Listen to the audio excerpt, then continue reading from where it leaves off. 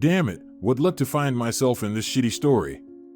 The man angrily clenched his fists in the air, his body covered in cold sweat. He breathed heavily, gritting his teeth, and continued to express his outrage.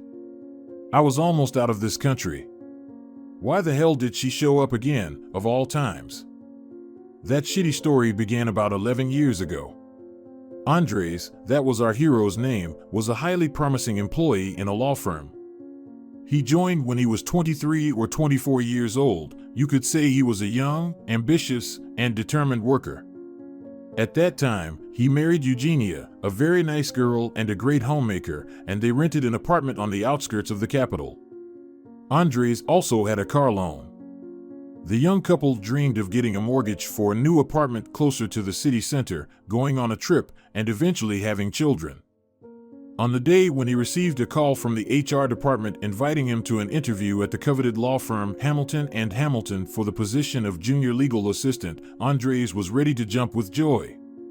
The feeling was like receiving a New Year's gift in childhood, or as if you had won the lottery. In a sense, such a job truly resembled a gift from Santa Claus: good salary, benefits, medical service, dentistry, and even fitness reimbursement for employees. Andrés's boss was a fairly attractive woman who was just over 30 at that time. Her appearance and demeanor couldn't help but generate a huge number of rumors in the team. Some believed she had slept with one of the directors, others thought she got here through connections, while others, on the contrary, defended her and said that she had come from a small town to the capital and managed to build a career here. But no one knew the truth because the boss carefully concealed her personal life and never mentioned it even in semi-friendly conversations at corporate events. At the same time, she knew the biographies of each subordinate in detail, from the cleaner to her deputy. When Andrés first appeared in the office, the woman immediately began to pay close attention to him, although he didn't notice her observations at all. Half a year had passed since Andrés joined the company. He performed his duties very well and from the very beginning had the intention of making a remarkable career, which did not go unnoticed by his colleagues. One day, the boss called him into her office. Andrés was very surprised and became tense upon hearing it from the secretary. Approaching the office, the man hesitantly knocked and, hearing a short yes, yes, he entered. "Senora Marquez, hello. You called for me?" "Yes, Senor Jimenez, please have a seat." Feeling even more tense, he sat in the chair across from her. A summons from the boss rarely promised anything good. "You know, Senor Jimenez, I've been observing your work," said Carmen, his boss. "I must say, you are a worthy employee and, in some ways, even an example for others in your department. You complete your tasks on time, so well that I can't find any fault. I see tremendous potential in you. I think there are great opportunities ahead for you. Maybe within our company, or perhaps elsewhere." The woman took a puff from her violet e-cigarette and released a wisp of fruity smoke into the air, staring intently at Andrés over her glasses. He nervously fidgeted his fingers of his left hand near his mouth, and his right hand gripped the armrest of the chair. After a while, he replied, "Senora Marquez, I'm certainly flattered by your words, but I'm just fulfilling my duties as outlined in the employment contract with the company. I always strive to do my job well because that's what I'm accustomed to. Perhaps you have something specific to discuss with me?" The man pondered. Why did she suddenly say all this to him? Promotion? Highly unlikely, not for at least the next 2 years. Bonus? No, that was the responsibility of the chief accountant, and they would have called him for that. Layoff or dismissal? Again, impossible, as the company was doing exceptionally well. So, what was the matter? Fine, Senor Jimenez, let's get down to business. Senora Marquez stood up, approached the door, and turned the lock twice before returning to her seat, her heels clicking loudly. Andrés couldn't help but appreciate her slender legs and beautiful thighs. Carmen often wore a pencil skirt that perfectly accentuated her attractive figure. She settled back into her chair, let out a loud sigh, and said, "Andrés, I'm going to ask you for one thing. You must promise me that everything I say will remain between us. Okay?" She stared at him intently, once again taking a drag from her e-cigarette. Andrés felt drops of sweat forming on his forehead and an unpleasant chill running down his spine. He squirmed in his chair. Apparently, she was going to propose something that went beyond his professional responsibilities, and it wasn't certain whether he would like it. The man cleared his throat, adjusted his glasses, and then spoke. I'm listening attentively, Senora Marquez. Fine, the woman said coldly. I want a child. The man's eyebrows jumped up like acrobats in a Cirque du Soleil show. However, he quickly regained his composure and, attempting to maintain a businesslike tone and expression, replied. Senora Marquez, I'm certainly happy for you. Children are wonderful.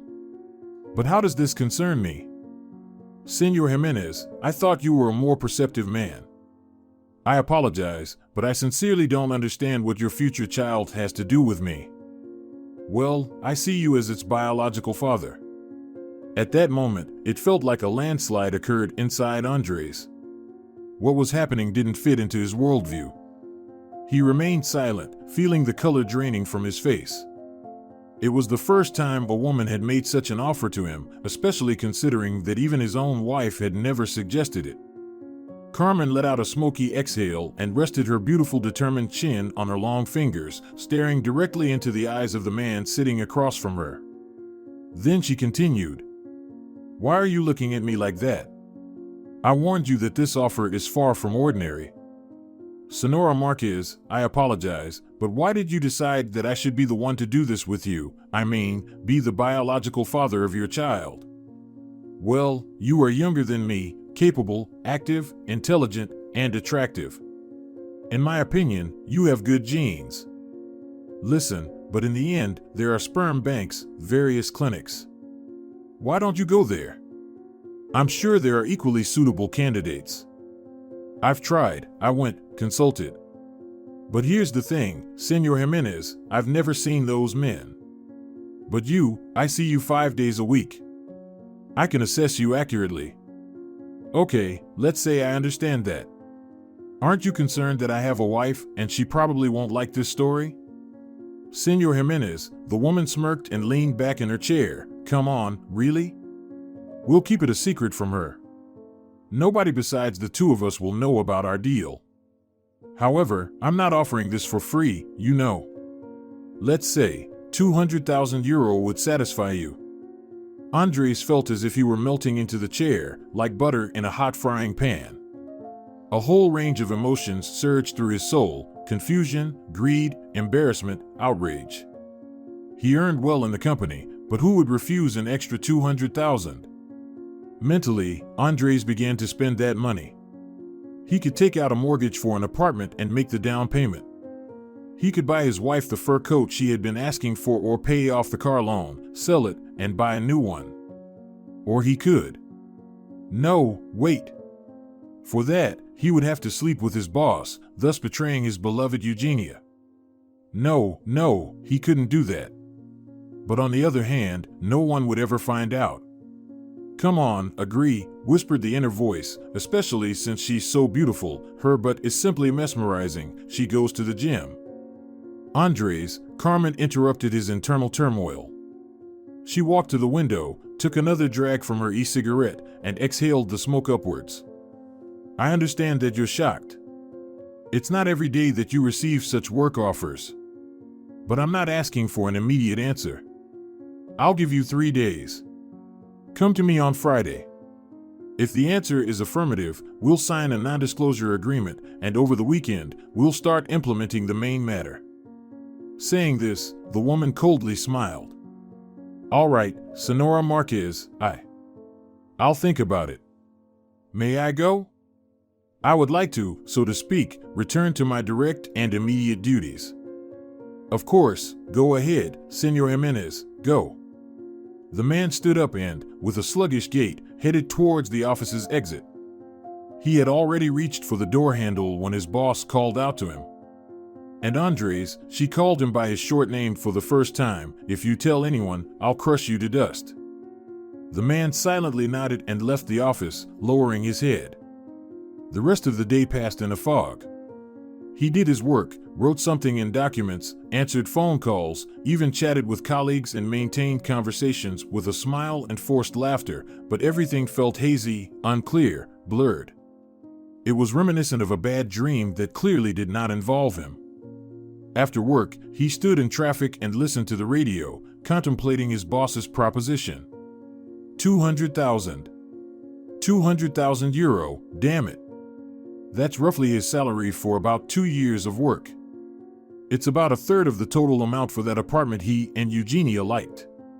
Or he could invest it in something to generate passive income. They could finally go on a long-awaited vacation.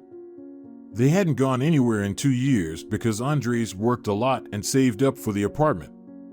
And Eugenia kept talking about how she dreams of Bali. She watched various bloggers and Instagram accounts about that island. Andrés also liked the idea very much. It's beautiful there, like paradise on earth. It would be amazing to finally go there. If he took that money, they could finally go on vacation. But at what cost? He just needed to sleep with his rather seductive boss once. Of course, the moral aspect of the matter played a significant role here, but he had heard from many colleagues about cheating on their wives, who never found out. Colleagues often boasted about their sexual escapades. But Andrés was not like that. No, he would never betray his beloved Eugenia. When he returned home, his wife greeted him with a tender smile. She hugged him and served a delicious dinner. Then she told him something, but he heard her through a haze of thoughts, mechanically directing the food into his mouth. And Eugenia talked about a wave of layoffs that had begun at their workplace. She worked as a sales consultant in a bookstore. 2 girls were fired today, and they said it's just the beginning, she said. Eugenia was very worried about it. She asked how Andrés' day went, and he told her about it with vague phrases. They remained silent for a while, and then Andrés unexpectedly asked, "Have you ever heard of surrogacy?" He asked. "Of course, I have." "And what, do you want me to become a surrogate mother?"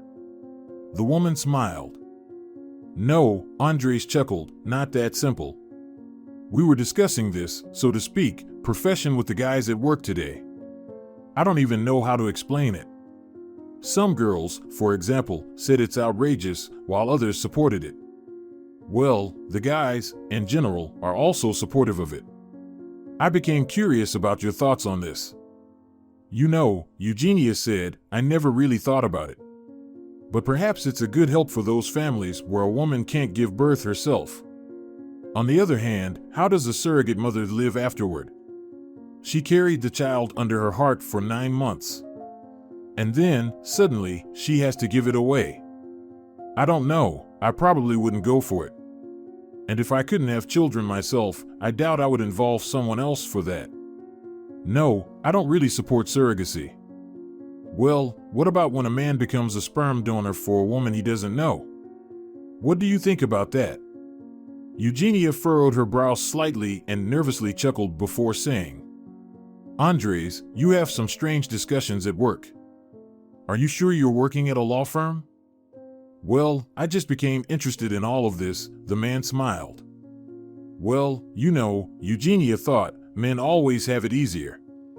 They do their thing in 5 minutes and then go about their business, while a woman has to suffer and give birth for 9 months. For a while, Andrés pondered, and then he said, "So, you approve of sperm donation from a man?" "You're being strange today, Andrés," Eugenia laughed. "Are you planning to earn some extra money, perhaps donating to a sperm bank?" Eugenia continued to laugh, while Andrés was immersed in his thoughts. He concluded that his wife had a neutral stance toward surrogate fatherhood. One more point in favor of accepting his boss's strange proposition and earning a bit more. Friday arrived unnoticed. Andrés carried out his work duties, weighing the pros and cons of Sonora Marquez's offer. Finally, he made a decision. 2 hours before the end of the workday, the secretary called him into the boss's office. Nervously, he turned the doorknob and peeked into the office. Sonora Marquez was sitting focused behind her laptop. "Come in, Andrés, come in," she ordered. "Have a seat." The man sat down in the chair, greeted her, and then began. You know, I've been thinking for a long time.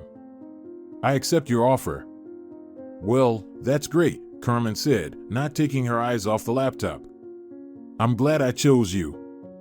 Yes, but no one will know about this, right? Senor Jimenez, I will prepare a non-disclosure agreement.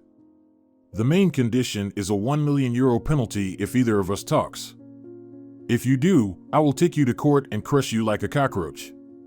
If I were to talk, which definitely won't happen, you would still have the full right to take me to court and file a lawsuit for $10 million. How does that guarantee sound to you? Fine, Andrés mumbled. Excellent. I have prepared the documents. Here, sign them. If you want, you can read through them in detail. No, I trust you, Andrés said, taking the pen in his trembling hands. Okay, sign here, yes, and here. That's it, great. Tomorrow at 7 p.m., come to my house to fulfill the terms of the contract. Once it's done, I will give you the money in cash. I will send you the address on WhatsApp now. Wait, Andrés grew concerned. Senora Marquez, tomorrow is Saturday. What do I tell my wife? Where am I planning to go on Saturday evening? And why is my boss suddenly sending me a location on WhatsApp? Senor Jimenez, honestly, your integrity will be your downfall someday. Just say that an important client from the States is coming who also wants to sign a long-term contract with our firm. They couldn't find a translator, and out of the entire company, you are the only one who speaks English reasonably well. His plane lands at the nearest airport on Saturday morning, and he wants to have the negotiations later in the evening of the same day. He rented an apartment in the city center and invited us there. Say that you are going there with me and Marchenko, my deputy. Say that I asked you and promised you a generous bonus, and I sent the location on WhatsApp. That's it. What's so complicated? Well, yes, the bonus is indeed generous, Andrés replied. Now go, Carmen said in a cold tone, I have plenty of work. Oh, and Senor Jimenez, she finally looked away from her laptop and stared intently at the man. Please treat this matter responsibly, like a job. Do you understand me? Yes, I understand everything. Off you go, close the door tightly from the other side, it's drafty. Usually, Friday was a joyful anticipation of the end of the work week. Usually, but not today. Andrés moved through the traffic like a tortoise, listening to an audiobook. He knew that a difficult conversation awaited him with his wife.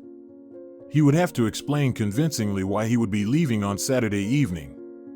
His palms began to sweat, and his breathing accelerated. Should he tell her at home? Or perhaps it would be better to do it now to prepare her for it.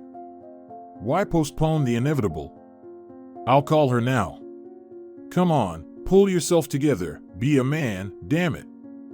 With trembling hands, he dialed the contact quickly, and the beloved audiobook stopped playing from the car speakers, replaced by long beeps. Skyscrapers of center were visible through the windshield, and small raindrops drummed against it. 1 beep, 2 beeps, 3 beeps. Come on, pick up. Hello, darling, hi. Sorry for not answering right away, I'm just preparing dinner for you. Are you on your way already? Yes, I'm stuck in traffic. I see. How much longer will it take for you to arrive? I don't know. The navigation system shows over an hour. Well, okay. What's for dinner? I'm preparing paella for you and an incredibly delicious salad I found a recipe for. You know, it's simply heavenly. Yes, darling, I need to tell you something. There was a brief silence on the other end of the line, and Eugenia let out a slight sigh. Honey, is something wrong? No, Are you all right? Is everything okay at work? Are you not getting fired? No, what are you talking about? Andrés felt out of sorts and automatically switched on the left turn signal to change lanes. Not getting fired, in fact, quite the opposite. Are you getting a promotion? His back started sweating and his voice trembled. Andrés, for heaven's sake, can you stop dragging it out? Well, what's happening with you?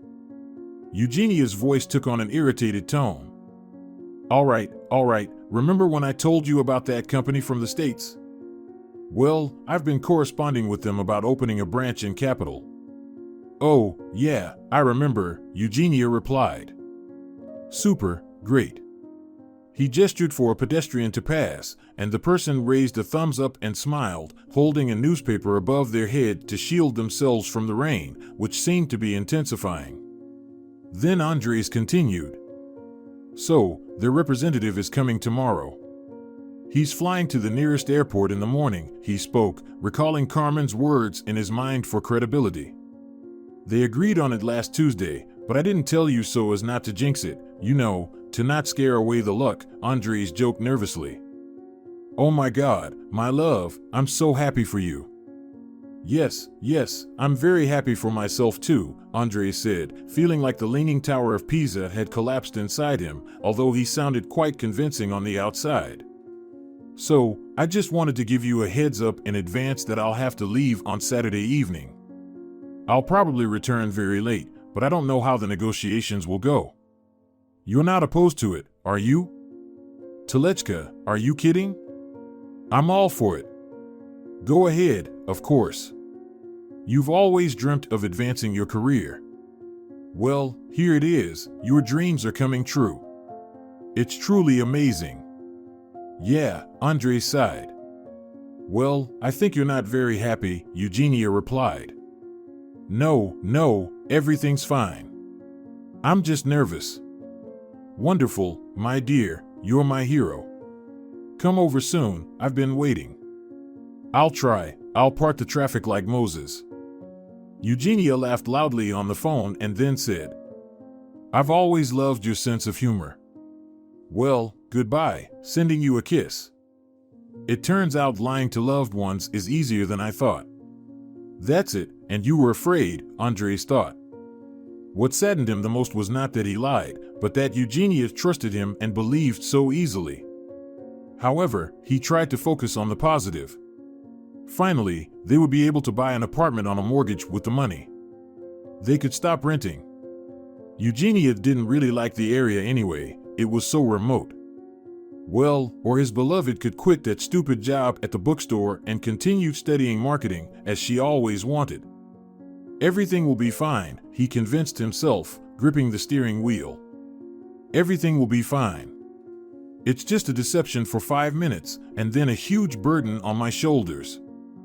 But what would he tell her? Where did the money come from? A salary increase? A promotion? Oh God, so many questions. The appointed hour arrived.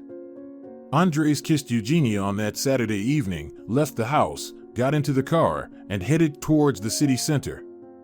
There was a dreadful silence in his mind, occasionally interrupted by the voice of the woman from the navigation system saying, "Turn left," and the steady hum of the engine. Maybe I should buy flowers, Andrés thought. Champagne, perhaps? No, it's silly. I just need to do my job. Let's just do it all, and no one will ever find out. Yes, that's how it will be. Everything will be great. We'll get an apartment with Eugenia later. 200,000. We'll get that damn apartment. The journey took a little over an hour. Carmen lived in the center in an elite residential complex that had recently been built. He parked the car, got out, and confidently walked towards the entrance. Andrés gave the apartment number to the concierge. A large security guard, resembling a rhinoceros, sat nearby, staring blankly at him. It made him feel awkward. He took the elevator to the right floor, and upon stepping out of the doors, he saw the breathtaking panoramic view of Capital unfold before him. People do live well, Andrés thought, recalling the view from his one-room apartment of the gray high-rises. I wonder how much she earns. He approached the door and rang the bell. Some time passed, and then he heard the clicking of heels. The lock turned twice, and Carmen opened the door for him. When he saw her, he was stunned. His boss had let her long, straight blonde hair down. She wore a white corset, lace panties, stockings, and white high-heeled shoes. She loosely draped a silk robe over herself. "Senor Jimenez, you're right on time," Carmen said. "Well, why are you just standing there? Come in and undress." Andrés felt his jaw drop. He had never seen such an elegant woman. If it weren't for Eugenia, he would genuinely be thrilled to be in her bed. Awkwardly removing his coat and shoes, he entered the apartment. Andrés immediately appreciated the spaciousness and modern design. Everything was clean and tidy. The apartment was furnished with expensive furniture and appliances. In the large living room, there was a panoramic window through which the evening lights of Capitol twinkled in the blue twilight.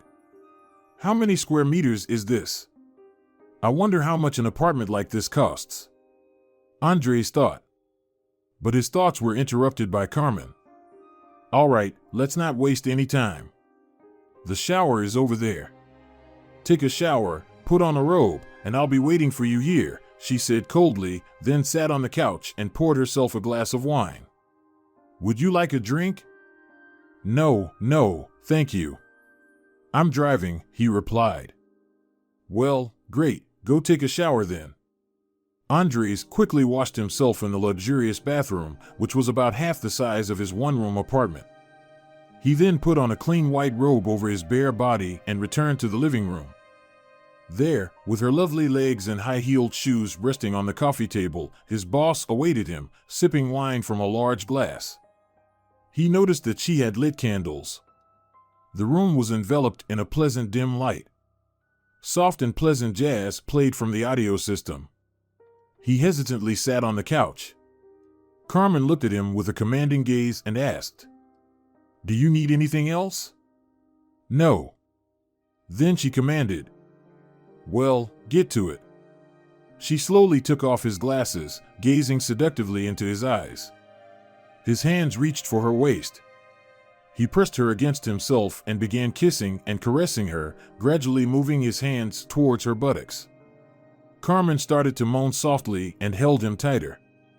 She exuded an intoxicating scent of expensive aromatherapy oils. He indulged in her, and then it hit him, "Eugenia. Oh God, my dear Eugenia, what am I doing? No, I can't do this," Andrés thought. He quickly put on the robe and then rushed to the bathroom for his belongings and began to dress hastily. "Senor Jimenez," Carmen said irritably, "what's wrong with you, Senor Jimenez?" Exiting the bathroom, he found himself face to face with her. She stood before him in a seductive outfit with slightly tousled hair. There was silence between them for a while, and then she firmly asked, "So, what's going on?" "Carmen. Senora Marquez, please forgive me, but I can't do this.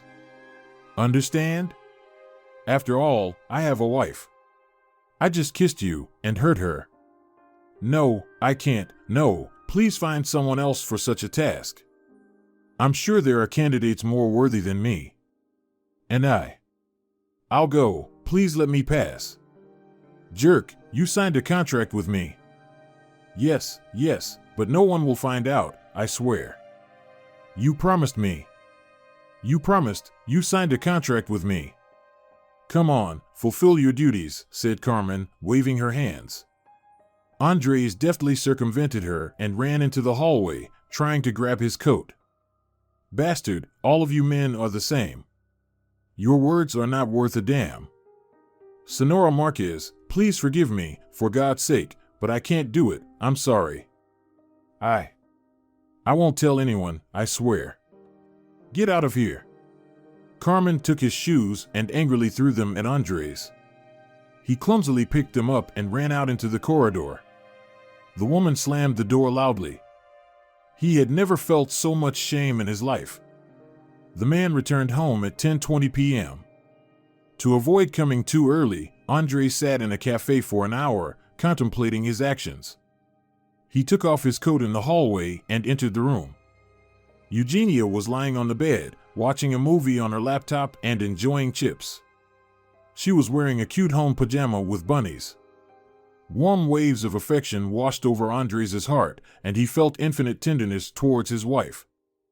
"Oh, hi," Eugenia said with her mouth full. Then she chewed the chips and asked, "Why are you back so early? I thought you'd be out all night. How did it go?" Andrés remained silent, staring at a fixed point for a while, and then Eugenia spoke up for him. "Is it really that bad?" "Yes, they backed out at the last moment." "Can you believe it?" Andrés nervously chuckled. "They backed out at the last moment." "Well, it happens," his spouse shrugged. "Just don't be upset, dear. You're still the best to me." Yeah, muttered Andrés. "Did you eat anything there?" Eugenia inquired. "No. I made potatoes and cutlets today. I made some for you too, just in case." "Thanks, honey, but I'm not hungry." "Don't worry so much. Go take a shower. Let's cuddle up and finish watching the movie." He showered, changed into his home clothes, and lay down next to her. On the flickering screen, a blonde wizard battled monsters. Eugenia put a chip in her mouth, loudly crunching it, and said, "It smells strange coming from you." On Monday, life flowed back into its routine. Andrés felt like an explorer in the jungle, where a wild animal could attack at any moment. However, Sonora Marquez behaved as if absolutely nothing had happened. A couple of times, she even discussed work matters with him, and not a single muscle twitched on her face. Andrés was waiting for dismissal or a salary reduction, but then he thought that the boss probably decided to switch to someone else to save time in the end. After all, she was a practical and calculating woman. 6 months later, Carmen submitted a resignation letter. Everyone, including Andrés, was genuinely surprised by this event. Once again, no one learned the true reasons, so naturally, the whole office filled with rumors. Every time the word pregnant was mentioned, the man flinched. There were various speculations and discussions in the smoking area about Carmen. However, in the grand scheme of his life, nothing changed: work, traffic, home, Eugenia, TV series, rent payments. For a while, Marchenko, Carmen's deputy, led the company, and then a new person was appointed to her position. His name was Grigory Petrovich Starostin, a man in his 50s with a wide smile, balding head, and a firm handshake. Without understanding why, Andrés quickly became friends with his new boss. In turn, the boss recognized the talents and potential of his employee and quickly promoted him. Just 3 years later, Andrés became the head of his department, provoking envy and admiration from his colleagues. His salary tripled, he paid off his car loan. He and Eugenia saved up for a down payment on a mortgage, choosing a moderately priced apartment closer to the city center. Additionally, Eugenia quit her job at the bookstore and continued her studies in marketing, with Andrés paying for her education. She was very happy with her life and said she had always dreamed of being a successful marketer. Meanwhile, Andrés built valuable business connections and acquaintances that could help him secure a good position for his wife in a reputable foreign company. In short, life became vibrant and a white streak began. Andrés gradually forgot about the situation with Carmen. There were too many tasks for the department head to remember such trivial matters. Andrés had been working in that position for several years. They had almost paid off the mortgage and decided to resell the apartment to buy a new one in an upscale neighborhood. Eugenia completed her studies and, thanks to her husband's connections, secured a position as a marketer in a very good company. She started bringing in a decent income for the family. The family savings grew rapidly, so Eugenia and Andrés started considering opening their own business. They chose video surveillance and security systems. Andrés believed that there would always be a demand for it, and it would be quite profitable. But not everything was so simple. At first, they spent all their savings on promoting the business and purchasing inventory. However, after some time, the business began steadily generating profits, reaching a point of no return. They hired more employees and opened a couple of branches. Everything seemed to be going well, but competitors sensed a threat in the market and unleashed fierce competition. Regulatory authorities frequently came to Andrés for inspections, demanding a share of the earnings. He had to pay bribes, otherwise, they wouldn't let him live in peace. But soon their audacity crossed all boundaries. One day, Andrés was unmistakably hinted that if he didn't leave the market, he would end up in prison. The reason didn't matter anymore, they would find something. It made him uneasy, and he couldn't sleep properly for a whole week. Finally, Andrés couldn't bear it anymore and told his wife about the threats. After consulting with each other, they decided to sell the business and leave the country. The long-standing dream of going to Bali immediately came to mind. And why not? If they sold the business, they would have enough for several years ahead. Plus, they had 2 apartments that provided them with a decent passive income. They could always start a new business, and nowadays, it could even be done online. Decided, we're going to Bali, they said. They prepared all the documents, bought tickets, and arranged a year-long rental of a beautiful villa. 2 days were left until their departure. Andrés stood near the entrance, waiting for Eugenia to return from the store with groceries. He leisurely smoked a cigarette. He started smoking 2 years ago, which disapproved of his wife.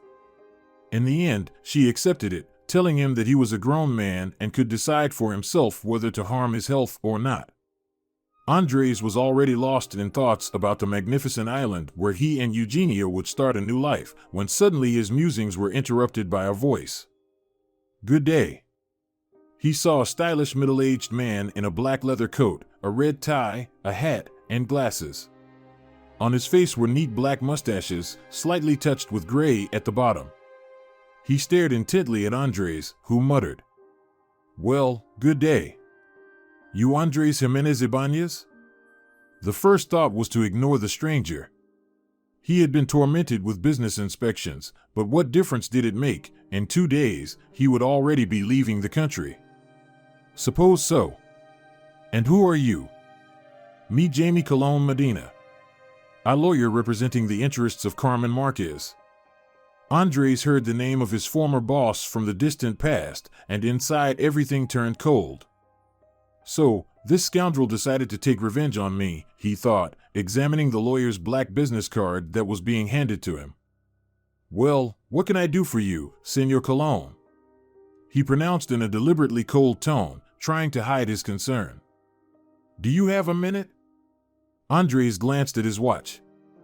"I have a whole 15 minutes until my wife returns from the store. Will that be enough for you?" "Yes, quite." "Well, then I'm listening carefully." The lawyer opened a black briefcase, took out some papers, and handed them to Andrés. "Let's get straight to the point. According to this document, you are recognized as the father of Carmen Marquez's daughter."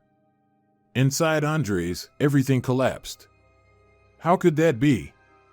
They had nothing back then. He began to feel a storm of indignation, though outwardly he remained calm. "You'll excuse me, Señor Colon. But this is absurd. I have no relation to her children. I'm married, after all." "Well, here you are mistaken," the lawyer calmly replied. "According to this contract, you acknowledge Sonora Marquez's child as yours. The biological father's refusal is also in my possession.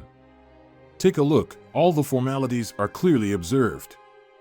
"Damn it, how is that possible?" Andrés exclaimed, loudly inhaling his cigarette. "Tell me, here's your signature." The lawyer showed him the very fateful document from about 10 years ago when Carmen proposed to have a child with him. Andrés stared at it intently. "Yes, that's my signature, but when we discussed it with Carmen, there was no talk of paternity. We had a clear agreement to have a child and go our separate ways." In response, the lawyer adjusted his glasses slightly, smiled at the corners of his mouth, and said, "Well, it seems you didn't read the contract carefully. Listen, so much time has passed already. Yes, I agree with you on that. But the contract has not lost its legal force, so all obligations of the parties under it must be fulfilled in accordance with the law. And where does it mention my paternity?" Andrés began to feverishly look at the words in the document. Here, look, the lawyer pointed with a long finger with a beautifully manicured nail at a section of the document. Section May 11th, 19 states, in the event of the biological mother's death, her refusal of parental rights, as well as other conditions that leave the child, who has not reached the age of majority, without guardianship and custody, and in the absence of other relatives, the biological father, who is a party to this agreement, is obliged to take the child under his guardianship and custody until the child reaches adulthood. Wait, so this means... The lawyer took off his glasses, put them in their case, and then spoke in a very serious tone. Yes, a week ago, Sonora Marquez died in a car accident. The van driver lost control and crashed into her at full speed. By law, I am now her attorney in matters. Her daughter has been left an orphan. She never knew her father, and there are no other relatives, no grandmothers, no grandfathers, no aunts, no uncles. Carmen, as you probably know, was from an orphanage herself. So, digging through the papers, I found you as the only person capable of taking care of her little girl. Andrés felt his head spinning. It was utter nonsense, absurdity. For a moment, he felt ashamed of calling Carmen a scoundrel in his thoughts. He flicked his cigarette away and, losing all self-control, began. So listen here, Mr. Lawyer. I feel sorry for Carmen, of course, and her daughter too. But I have no connection to them, you understand? Yes, I had some dealings with her. I made that damn contract with her 10 years ago to have a child together. But it all ended before it even began. The child is not mine, and this document is forged. Now get out of here. Senor Jimenez, please calm down, all right? Come on, really? We are adults here. Understand me correctly.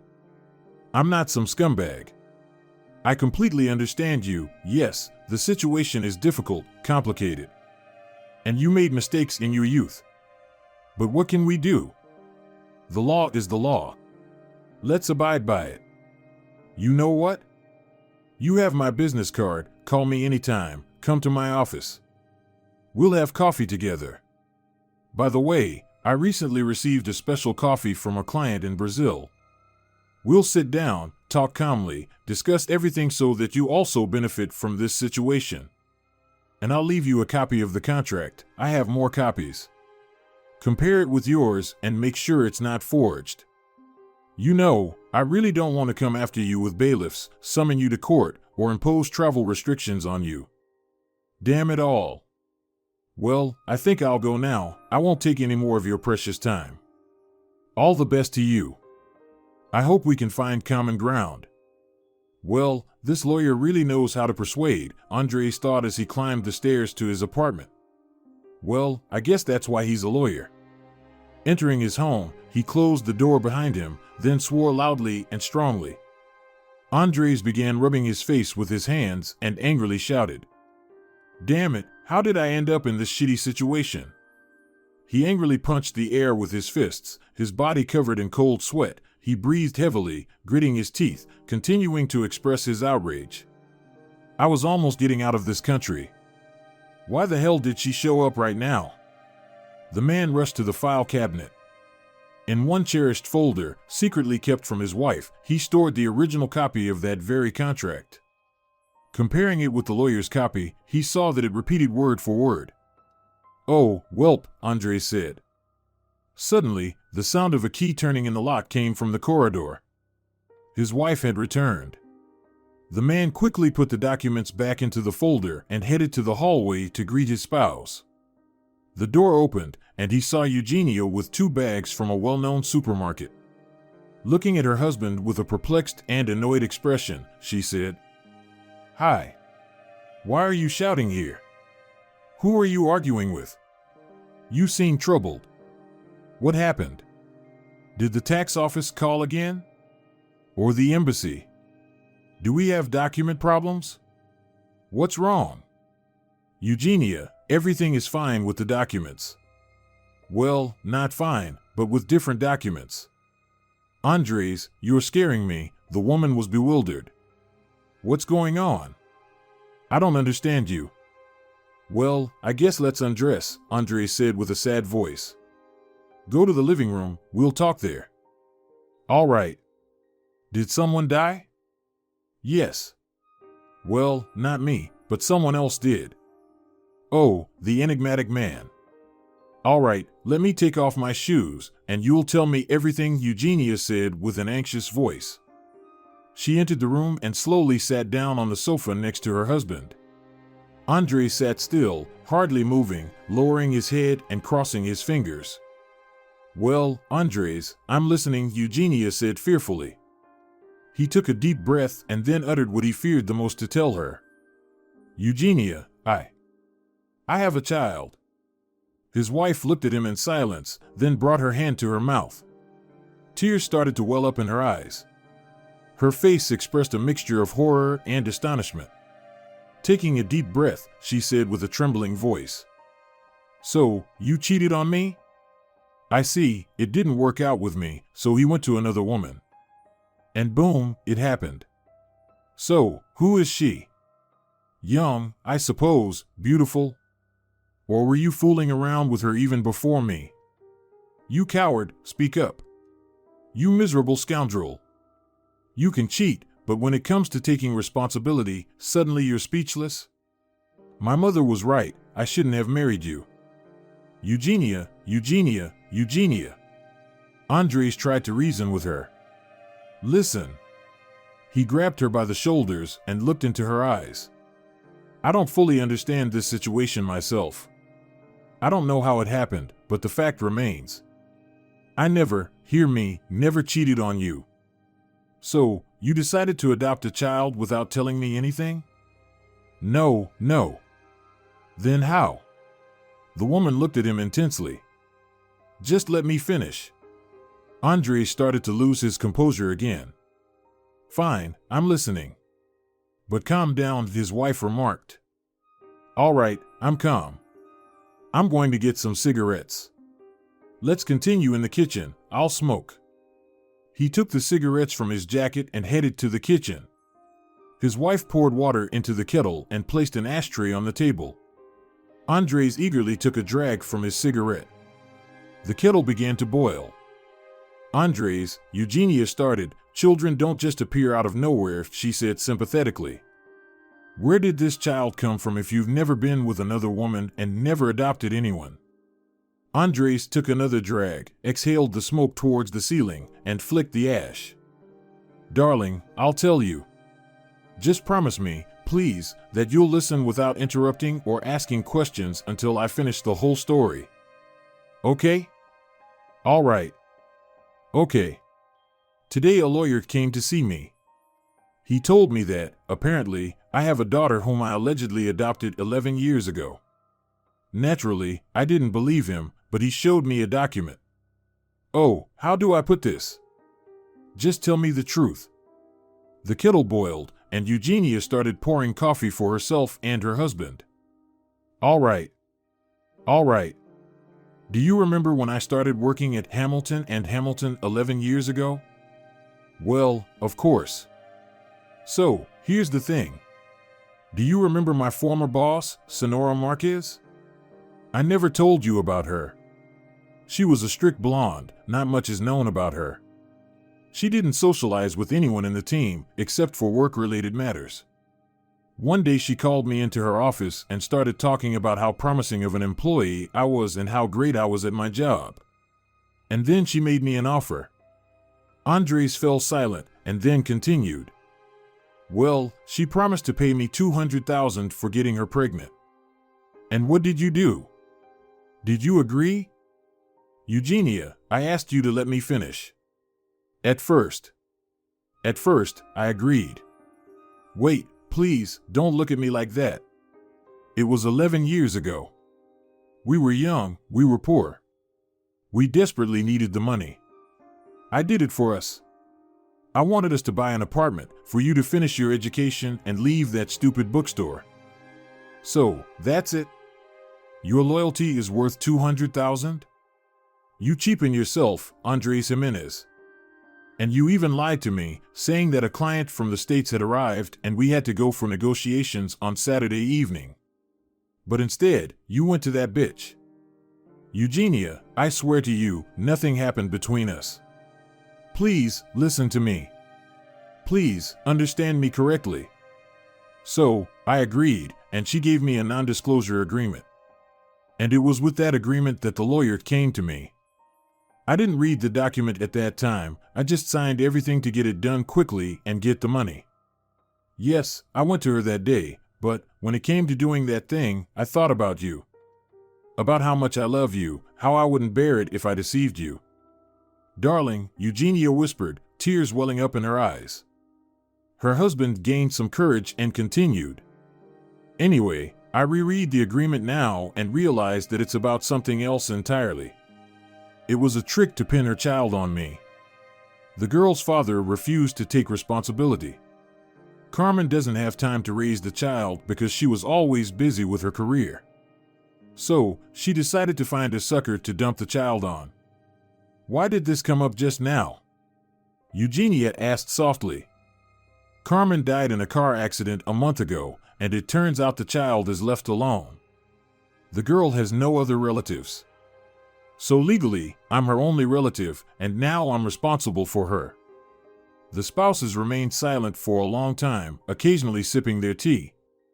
Finally, Eugenia said, So, can't we do anything about it now? I mean, you thought you were signing one document but signed another. You know, the whole procedure is not exactly legal, to put it mildly. Let's challenge this together, shall we? This can be done, but it will take a lot of time.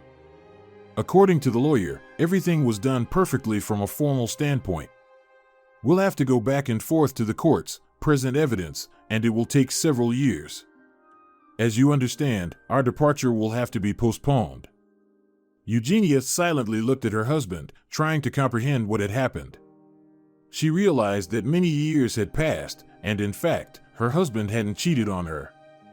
But what if he had lied and not told her everything? What if the child was really his? It was difficult for her.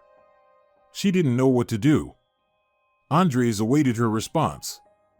He attentively observed the emotions on her face, trying to understand what she was thinking. Finally, Eugenia spoke. So, what are you going to do now? I don't know, the man shrugged. Maybe I'll call the lawyer, meet with him, and discuss it. So, are you planning to take the child? No, of course not. Why would I? I mean, we need her. Andrés responded sharply. She's someone else's child who has nothing to do with me. All these years she has been growing up with a wealthy mother. She's definitely spoiled, nasty, and capricious. And she probably has some mental issues too. Why did the father refuse her? Why did the mother look for him? And how many other fathers like me does she have? And why should I care about some girl? Yes, it's sad. Yes, she lost her mother. But how many children are in the same situation? What does it have to do with me? She's irrelevant to me. After all, there are child welfare agencies, orphanages, let her go there. Andrés, it sounds like you're trying to convince yourself and justify your actions. You're mistaken. I'll call the lawyer right now and tell him to prepare the documents for relinquishing parental rights. Do whatever you want, I won't interfere. Eugenia waved her hand and irritably left the kitchen. Andrés took out a business card from his pocket and dialed the lawyer's number. After a few rings, a voice came through the phone. Hello. Señor Colón, it's Jiménez calling. You visited me today regarding Carmen. Yes, the lawyer's voice became interested. What have you decided? I want to terminate my parental rights. I don't need a child to whom I have no connection. The lawyer remained silent for a moment, then sighed and replied. It's your decision, but according to the law, relinquishing parental rights doesn't release you from responsibility. You'll have to pay child support. Besides, she will be your legal heir, on equal footing with your wife and other children. I don't have any children. Well, that doesn't matter right now. Listen to me. I'll prove that this arrangement was illegal. Besides, I was planning to go abroad, and now you're burdening me with someone else's child whom I don't even know. Senor Jimenez, why are you shouting at me all the time? I understand you. I'll prepare all the necessary documents. Come to my office tomorrow, and we'll sign everything. Thank you for understanding. Andrés smirked and was about to hang up. Andrés, hello. Are you still there? Yes. What is it? One small detail. As part of the inheritance, the mother left her daughter $10 million for apartments and shares in several major companies. However, it will only become her property when she reaches adulthood. Until then, the guardian has full authority over it. Why are you telling me this? Andrés asked irritably. Just doing my job as a lawyer to inform you about everything. Well, I'm happy for the girl. So, she won't stay in the orphanage for long. There will be people willing to take in such a wealthy heiress, Andrés sarcastically remarked. Come tomorrow to sign the documents, the lawyer neutrally replied. Best wishes to you, take care. The man hung up and left the kitchen for the living room. His wife was lying on the couch, watching a YouTube video on the big TV. Eugenia looked at him questioningly. He answered, You won't believe it, but that lawyer tried to bribe me. What do you mean? Eugenia was surprised. He said that the girl inherited a fortune from her mother. If I were to adopt her, then I could legally manage it all. And what did you tell him? The same thing, we don't need someone else's child. Or have you changed your mind? Oh, I don't know, Andrés, I don't know. This has all fallen on me like a ton of bricks. It's such a bizarre situation. Just 2 days before our flight to Bali. When will you sign the refusal documents? Tomorrow. Ah, great. Late in the evening, when they were already in bed, Eugenia stared at the ceiling for a long time and couldn't fall asleep. Andrés. Yeah? Are you asleep? Almost. What did you want? Andrés, don't you feel like taking a look at this girl? Andrés propped himself up on his elbow and stared at his wife in the darkness. What? Why would I? Just. Listen, maybe she's not as bad as we think. Maybe she needs help. After all, she lost her mother and is all alone now. And life in an orphanage is not easy. Eugenia, why are you talking nonsense? Yes, I feel sorry for the girl, but it's not our problem. Understand? Not ours. Should I feel sorry for every child who becomes an orphan? Come on, go to sleep. Tomorrow, I'll go to the lawyer, sign the papers, and all this fuss will be over. Yes. Just make sure to pay attention to what you're signing this time, his wife sniped. Yeah, I'll look, Andrés replied irritably. Now sleep. But Eugenia couldn't fall asleep for a long time. For some reason, she felt a deep sadness for the girl. At the same time, she didn't want to adopt her. A stranger's child would never become their own, as her mother always said. But Eugenia wanted to help her find a family. In the morning, over breakfast, she shared her thoughts with her husband. Andrés, listen, let's go visit that girl and see how she's doing. Andrés stopped chewing his porridge and looked at his wife. Why, Eugenia? I'll be at the lawyer's in 2 hours to sign all the papers. And the day after tomorrow, we'll leave here to live in Bali. Isn't that what you wanted all along? Yeah, I know. But damn it, Andrés, I feel so sorry for her. Just imagine being completely alone at 11 years old. Maybe she's not like everyone else, maybe it's hard for her there. Of course, she's not like everyone else, Andrés sarcastically remarked. She's spoiled and arrogant. Andrés, what's with the stereotypes? You, by the way, don't know anything about her, yet you're making such conclusions. Yeah. But I knew her mother, and believe me, I can't say much good about her.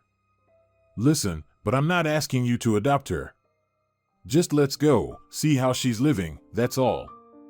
Maybe we can help her with something. Eugenia, since when did you start worrying about the fate of other people's children? Since I don't have my own.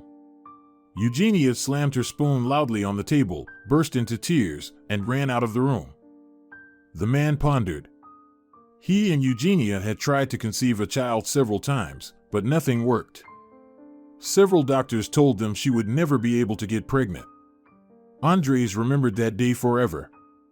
Eugenia cried for a long time and was in depression for several weeks. When she recovered, she didn't talk about children for several years, and now, as if on purpose, all this happened. He entered the living room where Eugenia was crying loudly, burying her face in a pillow. He sat next to her, stroked her hair, and said, "I'm sorry. I'll call the lawyer right now and find out which orphanage she's in. Forgive me." He kissed her on the top of her head and left the room. An hour and a half later, they arrived at the sunny orphanage at the outskirts of the capital. Opening the blue gate, they walked to the main entrance, where they were greeted by an elderly guard with a question. "Who are you here to see?" "Hello, we'd like to speak to someone from the administration." "Can I see your documents?" The couple handed their passports to the guard. She put on her glasses in a characteristic manner and slowly and methodically copied their passport details with a ballpoint pen into a journal with yellowed paper. She coughed a couple of times. Children's voices could be heard from a distance.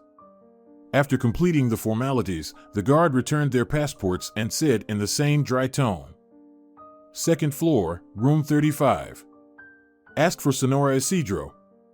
In that office, a big middle-aged woman with a bun on her head and eccentric red-framed glasses was waiting for them. They entered while she was drinking coffee with candies and chatting with other women. Upon seeing the guests, she smiled and greeted them. "Hello. Are you here about adoption?" "Excuse me, are you Senora Isidro?" "Yes, that's me." "Come in, don't just stand in the doorway like strangers. Would you like some coffee?" "We're having some with the girls." "Thank you, no need," said Andrés. "We're here for a particular girl. Her name is Olivia Ortiz Marquez. Do you know her?" "Well," Senora Isidro stretched, "and who are you to her?" "Well, the thing is, in general, I knew her mother. We used to work together. By the way, my name is Andrés. And this is my wife, Eugenia." "Very nice to meet you," said Senora Isidro. "Well, we would like to know how Olivia is doing. Eugenia helped her husband, if everything is okay with her. Maybe she needs some help." Senora Isidro sighed heavily and then began. "And what do you think yourselves? The girl recently lost her mother and was left all alone. What can you do to help her? You can't bring her mother back. Oh, we have all sorts of children here, all sorts. And everyone has their own destiny. By the way, I raised her mother too. It's also, a tragedy for me. Carmen was a good girl, hardworking. All the girls go around, casting glances at the boys, but she was always sitting with her books. And it wasn't for nothing, as I see it. Yes, girls?" The other women in the room nodded and laughed. After a short pause, Yelena continued. "She's having a hard time now, She can't do up with the other kids, nor does she even try. She just sits with her tablet, playing all day, reading or watching videos, and that's all she needs." "How is her health?" Eugenia asked. "Well, her health is. She lost her mother. That's such a nerve-wracking experience. Well, she seems to have recovered, feeling fine. By the way, are you acquainted with her father? I heard he'll be in touch with us soon and will come to pick up Olivia." "Yes," Andrés calmly answered, "we'll pass the message to him to get in touch with you as soon as possible. Thank you for telling us about the girl. Maybe you could visit her? She knows you, Maybe talking to someone will make her feel better." Some other time, Andrés reacted coldly and looked at his wife. "We're in a bit of a hurry, you see." "Well, as you wish," Senora Isidro replied with a hint of regret. They said their goodbyes, left the orphanage, and headed towards their car. "So, are you satisfied now?" Andrés asked his wife. "Yes, thank you, Andrés." "But why did her father abandon her, considering her inheritance?" "Darling, does it really matter? Why are you so fixated on this girl? Can you find out who his Olivia's biological father was? Let's find him and talk to him. Maybe he wants his daughter back." "Eugenia, for God's sake, don't you have anything else to do? We're leaving for Bali the day after tomorrow." "Honey, please, there's still time. Let's meet him and find out what happened, why Olivia's mother had to urgently find a replacement in such a peculiar way."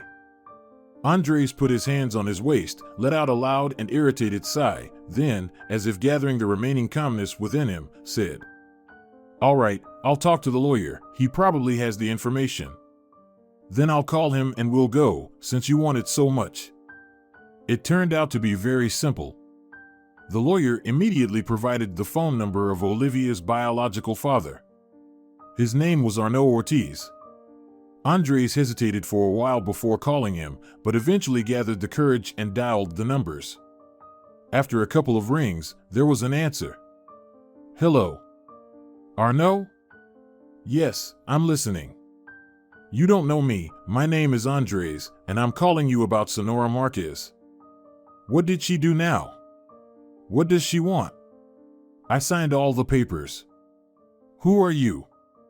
Her lawyer, bailiffs? No, please calm down. I worked with her 11 years ago. I want to ask you about something.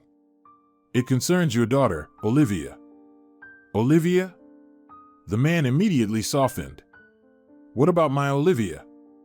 You know, it's not something we can discuss over the phone. Could you please tell us if we can come over and talk in person?" "Well, come over, I'm off today. Do you have WhatsApp on this number?" "Yes. I'll send you the address, come at any time." "Are you sure you want this?" Andrés asked Eugenia when they were already sitting in the car. "I could call him and cancel everything." "I'm sure, Andrés, I'm sure. A person needs to know everything." The journey took them over an hour. Arnaud lived on the outskirts of Moscow. Seeing the gray high-rise buildings again, Andrés felt a sense of nostalgia for the times when he and Eugenia rented an apartment in a similar neighborhood, dreaming of a better life. They parked the car and headed towards Arnaud's house. He let them in through the intercom and then met them near the elevator. He was a stocky man with a strong build, a broad red face, and a platform haircut. His sports tracksuit revealed a bit of a belly, and his legs were slightly crooked. He led them into the apartment, seated them in the kitchen, and then asked in a hospitable manner, "Maybe some coffee?" "I'll have coffee," said Eugenia. "Me too," said Andrés. "All right. Black or with milk?" "With milk," the spouses almost simultaneously said. They all looked at each other and smiled. "With milk, got it," Arnaud began to repeat. They exchanged some small talk. Arnaud briefly shared about his life, the neighborhood. He recently got divorced, bought this apartment, and worked as a security chief in a business center. There was an awkward silence, and then he said, "Well, come on, dear guests, why did you come? You see, Arnaud, the thing is, Carmen had a car accident a month ago." "Well," the apartment owner extended his condolences, "that's sad, really sad. Olivia has no relatives left except for you. The girl is completely alone," Eugenia continued. "We would like to know why you abandoned your daughter, and in such a strange and illegal way." "Carmen forced me to do it," Arnaud calmly replied. "She told me that if I didn't immediately sign the waiver, she would harm not only me but also the child.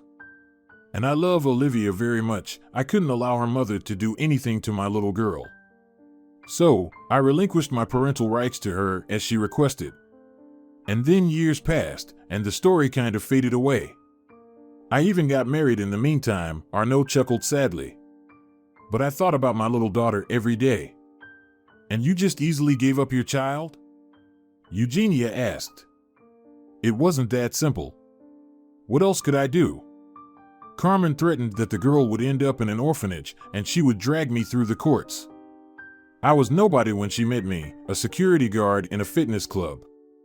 I had just settled in when she could have ruined my life. No, I had no choice, the man said, as if justifying himself.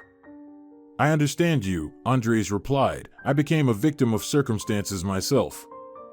Well, tell me about it, the host became interested.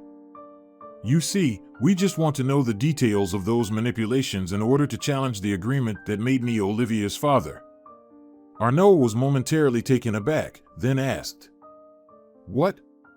She wanted you to be the father too? Yes, deceitfully so. But I didn't know about it. The truth came out just a couple of days ago. And we were planning to move abroad, so we want to sort everything out as soon as possible. In short, we believe that you should take the girl. My Olivia? Yes. And can you help me do that? The man's eyes sparkled. Yes, I will waive my parental rights to your daughter under the agreement, and she will then go to you. Where is Olivia now? Eugenia answered. She is currently in temporary care at the orphanage. Agree, she will be better off living with you. Tell me, why didn't you take the girl for yourselves? After all, technically you are now her legal father. Carmen left her a huge inheritance. You could have taken in a wealthy heiress and lived happily ever after. We don't need someone else's wealth, we have enough of our own, Andrés said, looking at Eugenia. Are there still people like you? Arnaud asked rhetorically. I'm sorry if I offended you. You know, it's not every day that you meet someone who voluntarily renounces an inheritance that is legally theirs. Arnaud, is our agreement settled then? I waive my parental rights to your daughter, and you say that your deal with Carmen was made under threat. Then you finally get your little girl. Yes, I agree to everything, Arnaud nodded. Well, great, Andrés stated. Aren't you in a hurry? Maybe you want some coffee, candies, don't hesitate, the man offered. Andrés and Eugenia exchanged glances. No, we're not in a hurry. Our flight is in 2 days, and almost all the suitcases are packed. Excellent. Would you like me to tell you our whole story? You're probably interested. And, in the end, we now have a common cause. Yes, please tell us, it's very interesting, Eugenia said. Okay, Arnaud said. Does anyone mind if I smoke? I'm all for. Replied Andrés.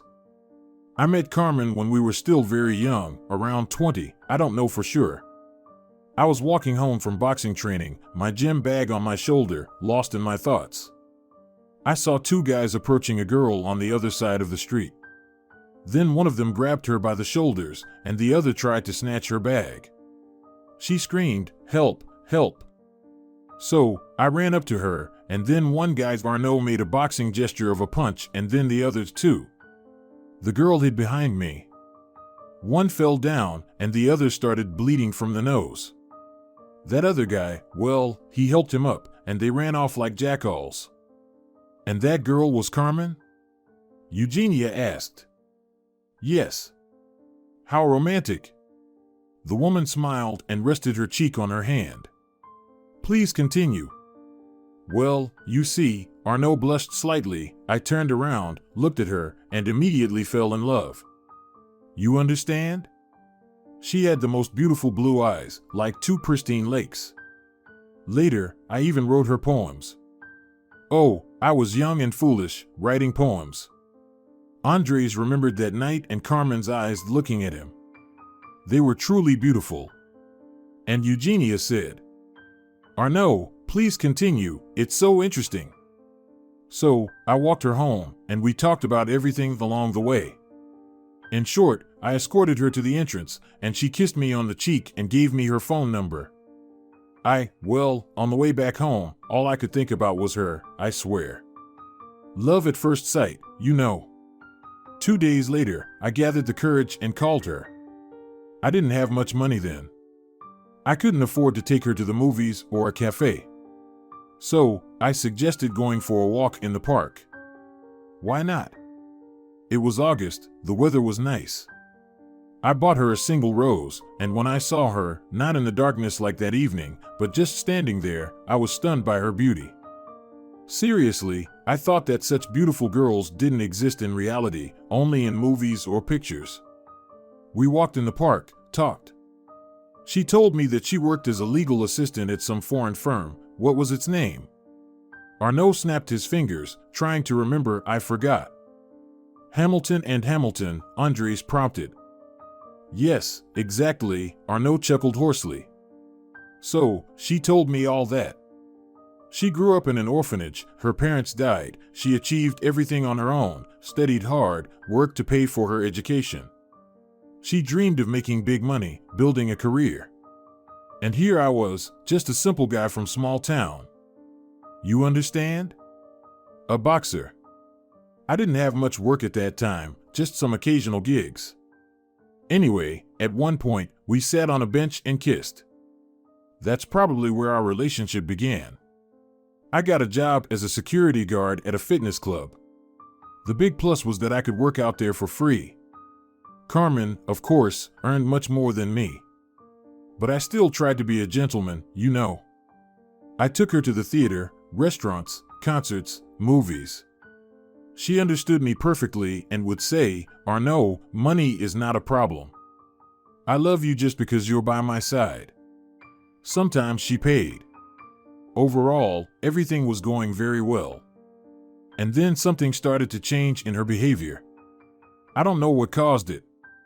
We had been dating for over a year, and I realized that I loved this girl immensely and couldn't be without her. At first, I suggested that we move in together, but she always found reasons to refuse. Then I proposed to her twice, bought a beautiful ring with the last of my money. She said she would think about it. In reality, she was just messing with my head and postponing. I wanted our relationship to progress, but she kept stalling. We started seeing each other less frequently. Carmen said her career was taking off, and she needed to work a lot. Sometimes she stayed late at the office, sometimes she even spent the night there, ignoring my calls and messages. When she called me, she spoke to me very curtly and to the point. It felt like she only needed me for sex.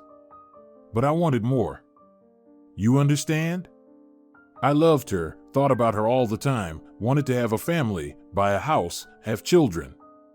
When I brought up these conversations, she didn't react and changed the subject. And then one day, we met, and she told me she was pregnant with my child. I was ready to jump for joy, but Carmen shocked me by saying she wanted to have an abortion. I persuaded her not to do it. I told her I would take care of all the responsibilities for the child, and she could focus on her career if she wanted. At that time, Carmen was already preparing to become a CEO, and I had been offered a good job as the deputy head of security at an elite nightclub. Everything was going well. We would have managed, and we could have even moved my mother from my hometown to Capital to take care of the child. I don't know how I convinced her, but she agreed. Carmen gave birth to Olivia right on time, took 2 weeks of maternity leave, and then, a month later, she got the CEO position she wanted. I was really happy for her, and I thought that now she would calm down a bit, marry me, and start focusing on the family. But it didn't happen. Arnaud lit another cigarette and continued. I almost stopped seeing her. She rarely came home, hardly took care of our daughter. And then one fine day, she came and said that she didn't need me anymore. Yes, she said it directly. And that she would take our child away from me, and I had to sign papers giving up my parental rights to the girl. And as I later found out, there was a whole drama going on behind the scenes. You couldn't even make it up if you tried. In short, Carmen found herself a rich fiancé. I think he was even some kind of millionaire, I don't know, a big shot. Naturally, he wouldn't be interested in taking a young girl with a child, let alone, with the father of that child. I learned all this much later. So, she forced me to sign the documents giving up my parental rights, threatened to drag me through courts, to compromise me with my superiors and ruin me completely. By that time, she had already established good business connections with lawyers and other associates. But the scariest part was not even that. She threatened to send our little Olivia to an orphanage. I was scared for my daughter, for myself, so I signed all the documents. Then she took the child and left, and I never saw her again. Yes, a sad story, Andrés said. I suspected she was a witch, but to that extent. Arnaud took a deep drag on his cigarette and said, "Well, as the French say, c'est la vie." What happened next? Eugenia asked. Do you know anything? Yes. Carmen got what she wanted, what she always dreamed of. She made a successful career, fooled a rich husband, and started living the life that everyone envies. But little Olivia didn't fit into her plans. But it didn't matter, she had money to spare, so the child was always with nannies. She worked as the CEO in that Hamilton. Huh. Hamilton and Hamilton, Andrés chimed in. Names are not my strong suit, Arnaud laughed. I'm just a simple guy. Please continue, it's very interesting, Eugenia said. Yes. So, her husband was killed. Eugenia and Andrés looked at Arnaud in surprise. He silently smoked, looking deeper than them. Killed, you say? Arnaud confirmed, as if affirming his words, and stubbed out the cigarette in the ashtray. How was he killed? Well, don't you know how it's done? Don't you watch movies? Arnaud chuckled with a slight cough. He got out of the car, and bang. Arnaud mimicked a gunshot. A sniper on the roof shot him in the head with a rifle. But why was he killed? Eugenia asked. God, are you asking me, sweetheart? How would I know? I'm not privy to all those machinations. Well, he was an oligarch, you know. Maybe he crossed someone's path, didn't share something with a partner, cheated someone. Arnaud waved his hand. Who knows what goes on in their world? So, his entire fortune legally transferred to Carmen, and their daughter was next in line to inherit. It seems she wanted to find a new father for her daughter, transfer the girl's custody to him, and then leave on her own. She had so much money that she could live without working for the rest of her life. When was the oligarch killed? Andrés asked. Well, about 6 months after she became CEO, Arnaud replied. I see, Andrés put his hand to his mouth in surprise. That's when she decided to make you the father of the girl and then leave, Eugenia guessed. It's all quite fascinating, isn't it? Arnaud smiled. That's why she abruptly left her job back then, Andrés said. She had to disappear so that the husband's killers wouldn't find her.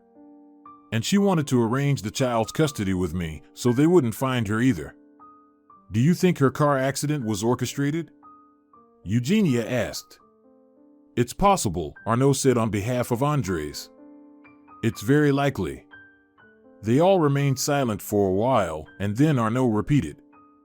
An interesting story, very interesting. Yes, indeed, Andrés replied. Let's think about what to do with the girl, Eugenia said. What is there to think about? It seems we've already decided, Andrés replied. I'll write the refusal, Arnaud will contest the agreement, and legally he'll get his daughter. That's it. But she's being hunted, Eugenia said. Andrés, there's so much money involved. Well, no worries, Arnaud said. We'll go somewhere far away with her, we'll manage. The most important thing now is to get her back for me. A little tear appeared in Arnaud's eye. I remember her like this, just like this. He showed the size of a little child. And now? She won't even recognize me. I'll say, I'm your dad. And she'll say, get lost, Dad, do you know how many of them there are? Arnaud, please, don't say that, Eugenia tried to console him. She's your own daughter, she'll feel it all. Everything will be fine. Yes, everything will be fine. The guests sat for a while longer, then gathered and left. Arnaud saw them off outside, saying he wanted to go out and get some fresh air. It was already dark. The bright full moon was shining in the sky, occasionally hidden by gray clouds. Stars scattered here and there, and dogs barked in the distance. The residential area blinked its eyes as night fell. Andrés and Eugenia got into the car. As they drove away, Eugenia looked back and saw Arnaud in a green and white tracksuit. He stood near the entrance, smoking, and waved his hand slightly. She did the same in return. After a couple of moments, the car turned the corner, and he disappeared from view. Arnaud savored his cigarette, gazing at the night sky. He flicked the butt away, then went up to his apartment, took a shower, brushed his teeth, and went to sleep. It seemed like he hadn't slept so well and peacefully in a long time. Andrés and Eugenia drove along almost empty road. Occasionally, oncoming cars flashed their headlights. The couple remained silent for a long time, and finally, Eugenia said, "Listen, maybe we need to hire a competent lawyer to handle all the paperwork, cancel Arnaud's documents, and get Olivia back to him. I think everything should go smoothly." "Eugenia," Andrés began, "you always complicate things." "Well, there's that lawyer Carmen, let him handle it." "Do you think he'll want to do it?" "Well, we'll find out tomorrow. I'll call him and ask. If not, we'll find someone else. And now, let's get home and get some rest. Tomorrow is another day, as they say." The next morning, after breakfast, Andrés immediately called the lawyer. "Good morning, Senor Colon. Am I interrupting?" "Hello, Senor Jimenez. No, I'm listening. I wanted to know if the documents are ready. My assistants will finish everything in a couple of hours. You can come by. The thing is, my plans regarding the girl have changed a bit, but this is not a phone conversation." "Ah, I see," the lawyer sighed. "Well then, come over. I'm at my office, relatively free today and ready to see you. The address is on my business card." "Yes, of course, I'll be there," Andrés said and hung up. "I'll come too," Eugenia insisted. "Sure, get ready." They were already in the lawyer's office within an hour. It was located in a large business center. Climbing up to the 12th floor, they found the office with a sign that read Jamie Colon, family law attorney. Andrés opened the door and saw a desk with a girl sitting behind it, serving as the administrator. Before Andrés could even open his mouth to greet her, the girl said, "Good afternoon. Are you here to see Senor Colon?" "Yes." The girl glanced at something on her computer and said, "Andrés Smirnov, right?" "Yes." "Please, go in. He's expecting you." Then she gestured towards the door with red upholstery. They approached it. Andrés was about to knock, but the girl said, "Just go in." Andrés and Eugenia entered the lawyer's office. Instead of two walls, there were panoramic windows offering a pleasant view of the Capitol.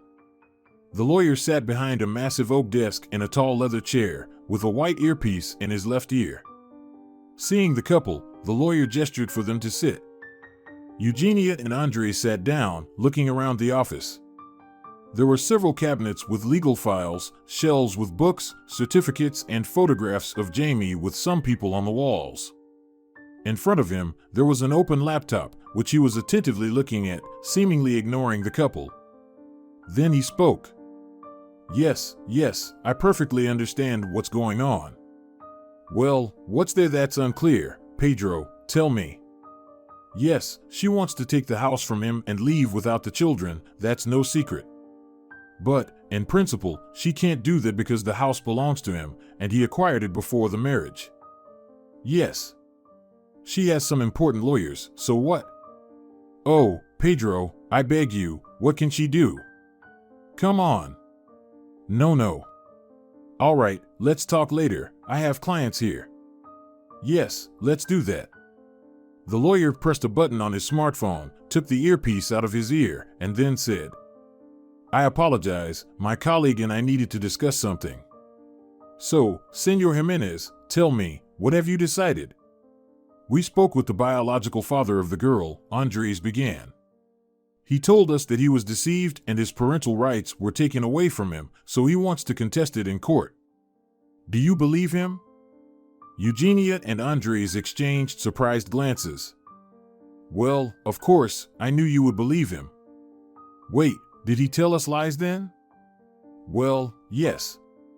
He told you that he saved her from hooligans, that they were in a relationship, then she became cold towards him, got pregnant, and married an oligarch, right? How do you know?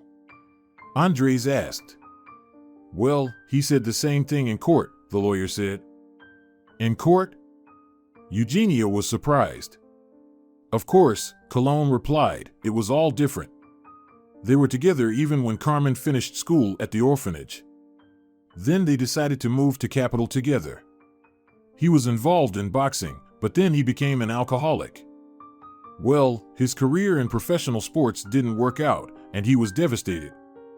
He started drinking, came home and abused Carmen. Then he turned to theft and fraud. When Olivia was born, he was actually in prison. He was released on parole after 2 years for good behavior. Carmen broke up with him and started a relationship with another man. He was wealthy, handsome, and respected, so naturally she wanted to be with him. She informed Arnaud about her decision while he was still in prison, forcing him to sign away his parental rights. When Arnaud was released, out of jealousy, he killed Carmen's fiancé. He killed him? Eugenia was surprised. Well, how should I put it? The case was investigated for 2 years, but then he was acquitted due to lack of evidence. I still believe he did it. His lawyers did a great job, I must admit. So, what should we do now? Eugenia said.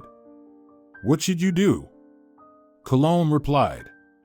It's up to you. If you want, you can take the girl. If not, then no. Will Arnaud challenge the legality of relinquishing his parental rights?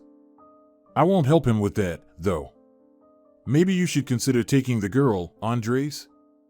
I have all the necessary documents. You know, we'll think about it, Andrés replied. Turns out it's not an easy matter. Well, think about it, Jamie replied. I'm always free for you. Call me, write to me. They left the business center and stopped near the entrance. Andrés took out a cigarette and lit it. The couple remained silent.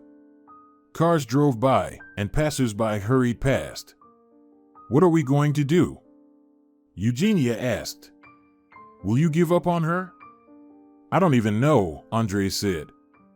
In any case, we need to make a decision today. Our flight is tomorrow evening, Eugenia said. Eugenia, can we cancel the tickets? Andrés suddenly said. What? His wife was stunned. You know, I've been thinking a bit, he said, taking a deep drag. Bali isn't going anywhere, right? That's right.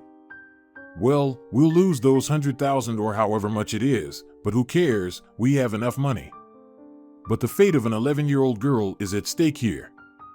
She'll either stay in the shelter, go to her father the murderer, or come to me, who is essentially a nobody to her. We need to resolve this issue somehow, or I won't be able to move on to a new life, leaving this matter unresolved in the old one. You're my hero, Eugenia purred and kissed him on the lips. I recognize my Andrés, the man I married. Okay, why don't you take care of the plane tickets, whether we can get a refund or not, and we need to save the girl. All right, his wife nodded, smiling. They got into the car and drove home. The rest of the day went by fairly uneventfully. They stayed at home, took care of household chores, had dinner, watched a movie, and then decided to go to the kitchen and have some tea.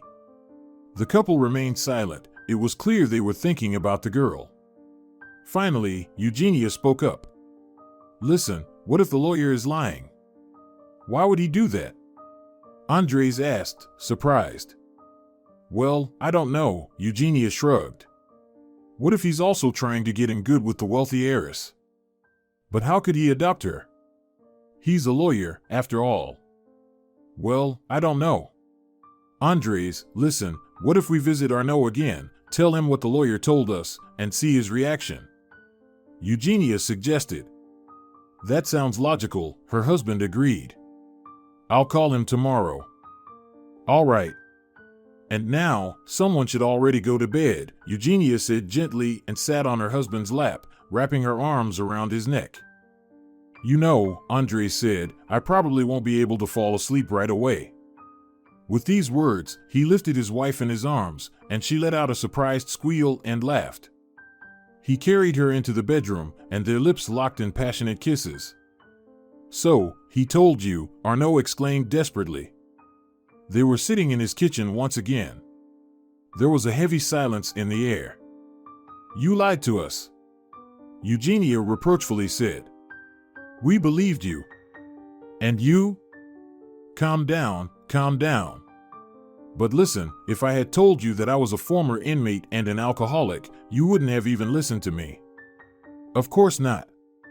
Did you kill Carmen's fiancé? Andrés asked. Am I being interrogated here? Arnaud replied, surprised. I need to know, Andrés said. We need to understand who we should entrust the girl to. What if you're the killer?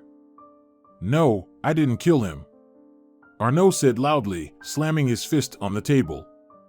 Andrés and Eugenia flinched. I'm sorry, the apartment owner softened his tone.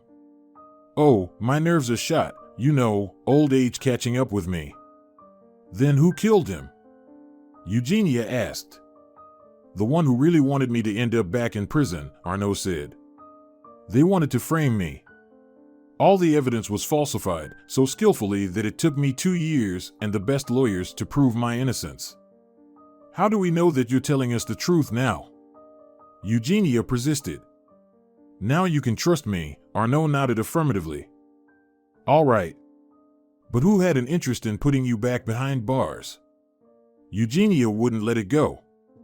Someone who had their eyes on my daughter's inheritance, and possibly someone who cared about Carmen, Arnaud speculated and smiled. Do you suspect anyone? Andrés asked. I don't know. Listen, Eugenia interjected, I have a theory. What is it? The men asked in unison. But we'll need time to verify it. Arnaud rang the intercom. A familiar voice answered. Hello? It's me. Come in. He entered the building and went up to the desired floor. Cologne opened the door for him and let him in. Without further ado, Arnaud asked, What's the urgency of our conversation? Do you have a drink? As if ignoring him, Arnaud asked, Will 15-year-old brandy suffice for you? The lawyer retorted sarcastically. More than enough. Where should I go? Over there, Cologne gestured towards the living room. Arnaud walked in and sat on the couch. The room was very bright and airy.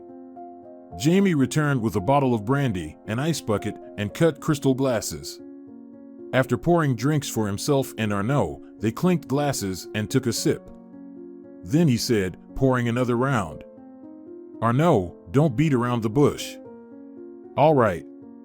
You know, Jamie, it's a very curious case regarding our old acquaintance, Carmen. Oh, really? Cologne mockingly replied, added some ice, and took a sip. Well, what can you tell me, Mr. Holmes? Well, I've been looking into some materials here.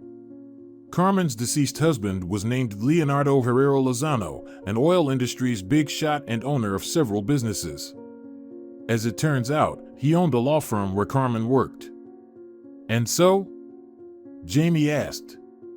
And it turns out that you're also listed as one of the owners and shareholders there.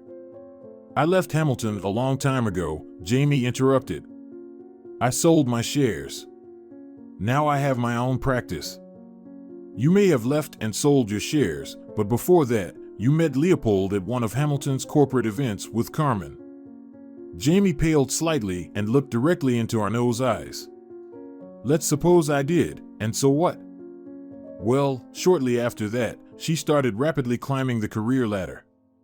Maybe someone pushed her forward through the job. Or perhaps it was through your bed.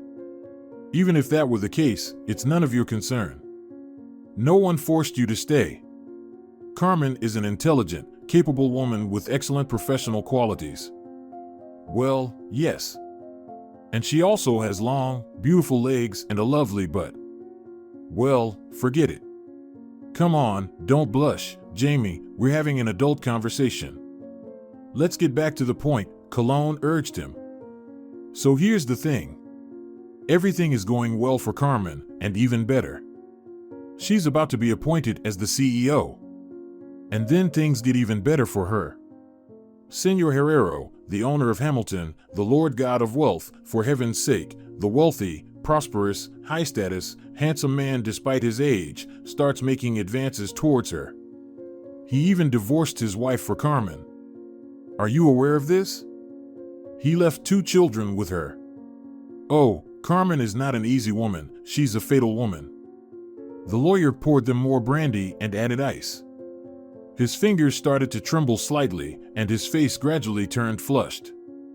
But look at the interesting picture that emerges, Arnaud said, leaning back on the couch with his hands behind his head. Carmen sleeps with you, lives with me, and she's expecting a child from me, while Leopold chooses her as his wife because he's the most advantageous match. You, of course, get upset about all of this, you're angry, you think life is unfair because she preferred a richer and higher status man over you, a distinguished and handsome man. But how did I feel in this story? Well, I don't know how I felt because I was drinking a lot back then and barely remember anything. So, what do we have here? We have you, we have Carmen, whom you're in love with. We have Leopold, whom Carmen marries and who leaves a wealthy inheritance for Carmen's daughter. We have the biological father of the child, who is an alcoholic, that's me, Andrés pointed to himself, gradually getting drunk as everything started to blur. Let's suppose, Holmes, let's suppose, Cologne smirked, where are you heading with all this? Hold on, dear friend, we're about to get to the cherry on top. So, Carmen marries Leopold, and life becomes a fairy tale. You let her go, on the condition that you become her lifelong lawyer. You part ways on such a business note and stop spending time together. Oh, Carmen has always been a business-minded and calculating woman. And then, you meet Leo's ex-wife. You two pay each other in kind, but suddenly, your bright minds come up with an absolutely brilliant idea. Arnaud started to get drunk, to kill Herrero. Ha ha. Just like that, he abruptly clapped his palms together, to kill the bastard like a fly. Can you imagine? You're drunk, Cologne said through gritted teeth. Maybe. And what about you? I haven't lost my sanity. Well, continue. It's very interesting to listen to your drunken ramblings. Why call them ramblings right away? Facts, my dear little dove, facts. I found all the documents, records, studied everything, brick by brick, grain of sand by grain of sand. You had help, Jamie said with cold and quiet rage. Of course, I couldn't have done it alone, but let's leave that aside for now. The ex-wife of Herrero wanted a bloody vendetta, along with ensuring that all of his inheritance went to the children. But our dear deceased was so in love with Carmen that he managed to transfer everything to her. Maybe someone whispered to him that the hunt had begun. But that's not important.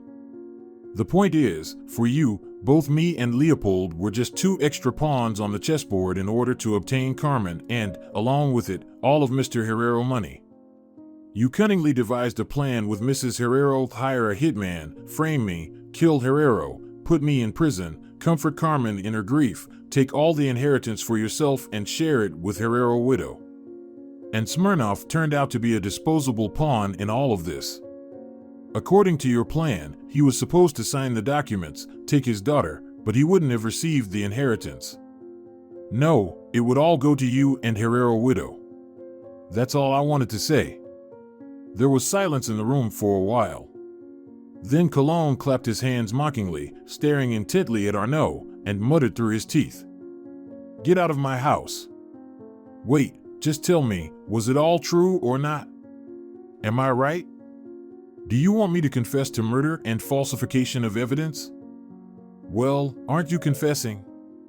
No, you barge into my house out of nowhere, sit here, accuse me of killing Herrero, and expect me to confess too? My friend, what's the point of legal proceedings in our country? Just one little detail, Arnaud smiled. My acquaintance works as a waiter at the Grand Restaurant. Recently, he saw you and Senora Herrero together there. And so what? and the fact that you handed her an envelope. This envelope contained a contract for the distribution of all of Herrero's property between you. My people took photos and scans of everything and then returned it to its place. Being a fraudster isn't so bad after all, you gain useful connections. At this point, Cologne lost his temper. You scumbag. Do you want to know who killed Herrero and set you up? I did it, I did. Got it? So, you're admitting to it? I admit it, and what? Go ahead, try telling that to a judge. What will you say? Any competent prosecutor will tell you that this is a far-fetched accusation. I won't face any consequences. Understand? Nothing. I'll soon receive Herrero's wealthy inheritance and leave this place far behind. But as for you, I'll find a way to deal with you, you annoying flea. And now get the hell out of my house before I throw something at you. Calm down, it's over, I'm leaving, don't worry. I ask everyone to rise, court is in session, the bailiff announced in a formal tone. The participants stood up as a woman in a black robe with a short professional hairstyle entered the courtroom. Please be seated, the judge said, pounding her gavel on the desk. So, what do we have here? The plaintiff, Arnaud Ortiz, born in 1986, wants to contest the termination of parental rights in favor of Olivia Ortiz Marquez, his daughter. The defendant, Jamie Cologne, born in 1987, the legal representative of the minor Olivia Ortiz, contests the plaintiff's claims. HM. So, any motions from the parties before we proceed with the substance of the case?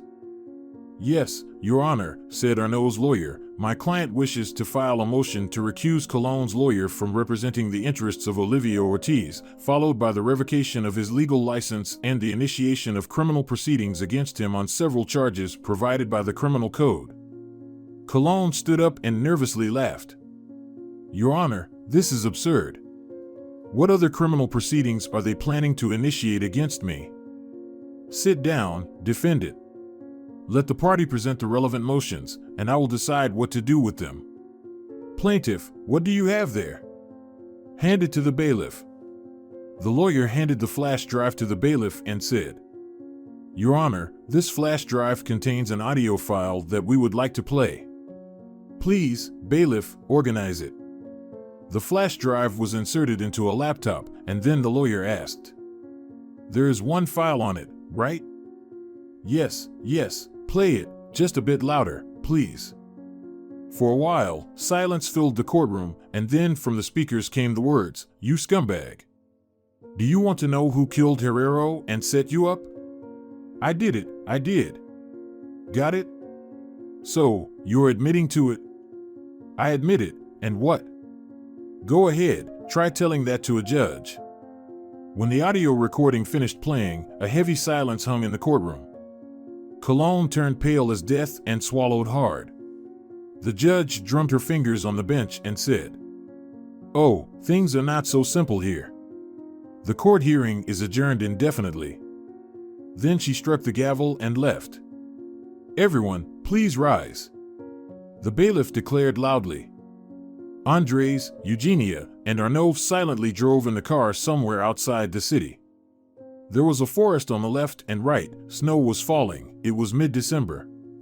Eugenia had hoped they would already be in Bali by this time, but they had been delayed for a couple of months. They bought new tickets, and their flight was scheduled in 5 days. Eugenia looked at her husband, who was driving. He had changed a lot since the story with the girl began. She discovered new qualities in him that she hadn't noticed before. He became incredibly interesting to her. Eugenia was 100% sure that she had the best husband in the world. Andrés drove the car, not a single thought in his mind. The dividing line flickered, snowflakes hit the windshield, and the wipers hummed evenly, zoo-zoo, zoo-zoo. Emptiness and lightness, that's how he would describe his inner state. Soon, he and his wife would be in Bali. It had always been her dream. After so many years, so much time, so much hard work, so many tears and sweat, they were finally heading towards a new life. They truly deserved it more than anyone else. Arnaud looked out of the window. How interesting life turns out to be. People who were complete strangers to you just yesterday suddenly become the closest and dearest to you. Justice does exist in the world, and there are good people too. It makes life feel happier and more pleasant. They arrived at the sunny orphanage, got out of the car, and headed towards the entrance. They were greeted by the same woman as last time, who took down their information. They went up to Senora Isidro's office and then proceeded to Olivia's room. She was in the common area with all the children. The girl sat on the carpet close to the TV, watching some show, while the other children played, seemingly unaware of her presence. However, they immediately noticed the adults. Eugenia and Andrés felt awkward because the kids probably thought someone was going to adopt them. Meanwhile, Arnaud sat down next to Olivia and calmly said, "Hi." "Hi," the girl replied coldly. "What are you watching?" Arnaud asked. "Just some nonsense." "Why do you want to know?" "Just asking." "I see. Do you want to adopt me?" "No." "I see. Then why did you sit next to me?" "Because we're going home together, you and me." "Wait," the girl looked at him for the first time and genuinely surprised. "You're not planning to adopt me, but we're going home together. How does that work?" "You know," Arnaud began, "people adopt when the girl is not their own.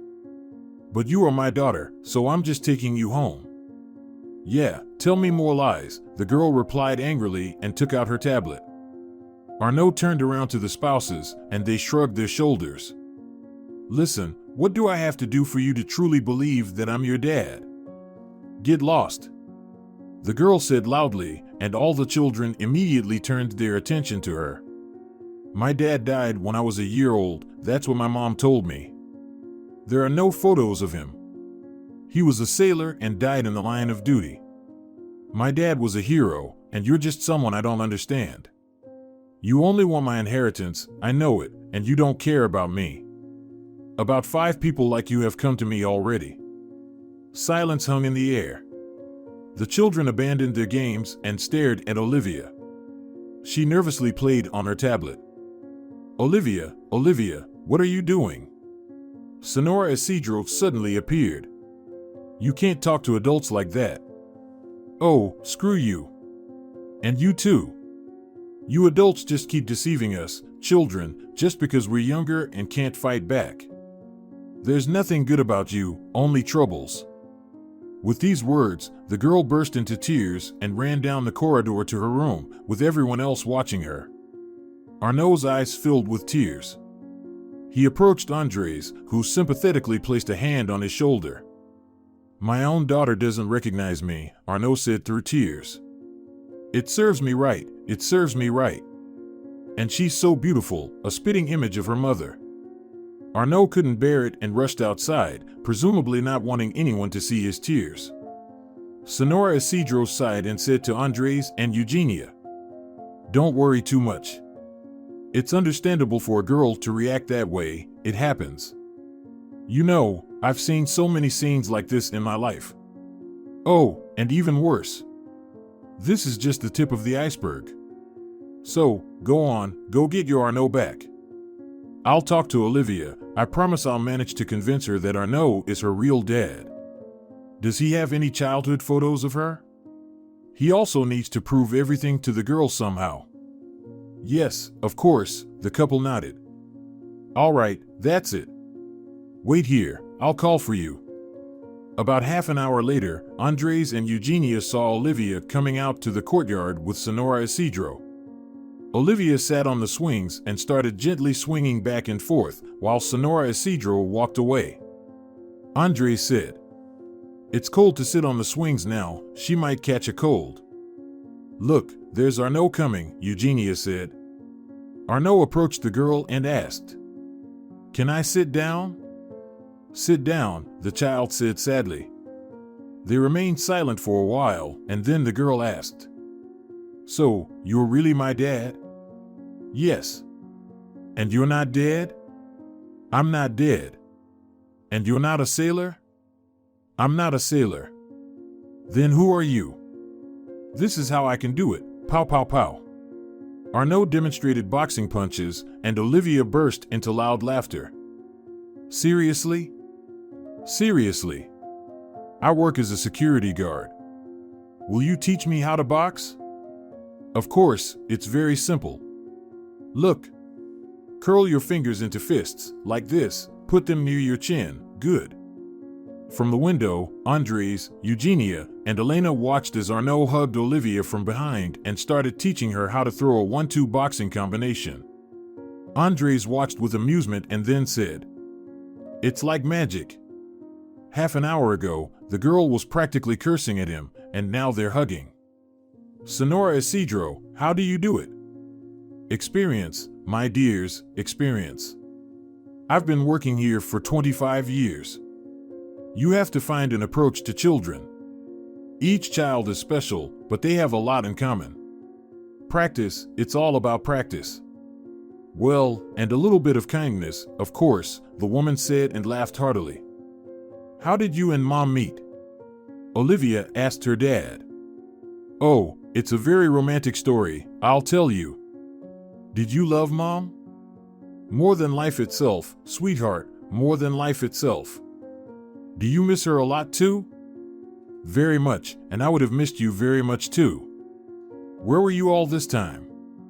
Oh, your dad, my girl, made mistakes, so we couldn't see each other.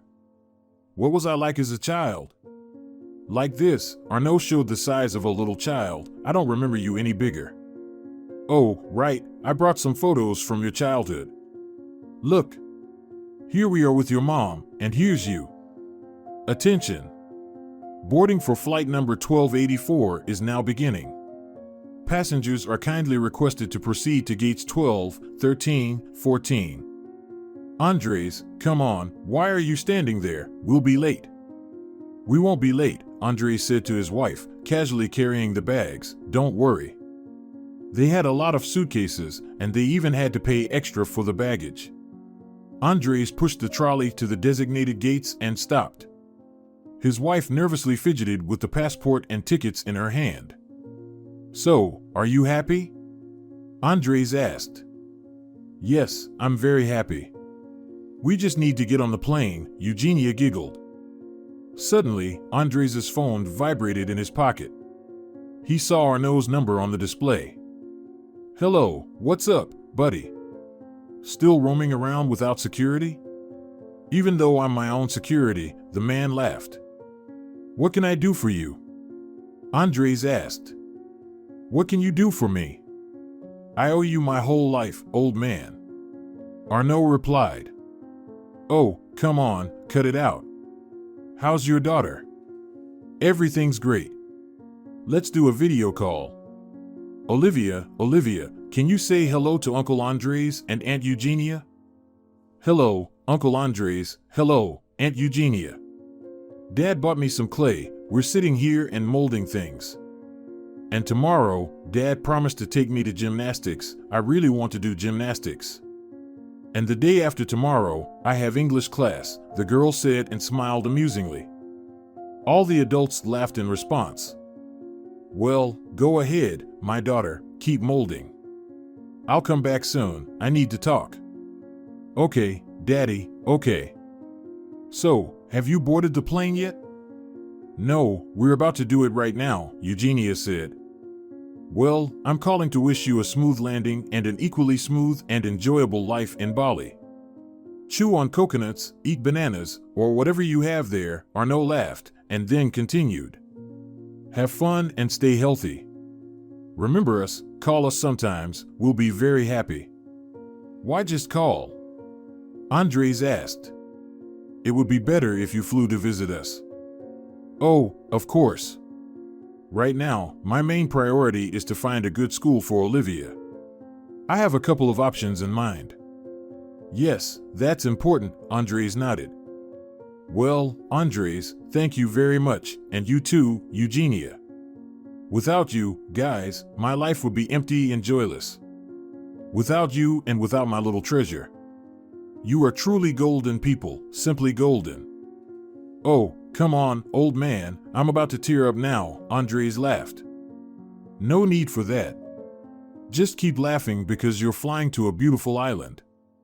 Well, all the best to you, fair winds in life. I love you. And happy upcoming New Year. Happy New Year, the couple replied, then Andrés hung up the phone. Please ensure that your seatbacks are in the upright position. All carry-on luggage should be stowed under the seat in front of you. Smoking is prohibited during the flight.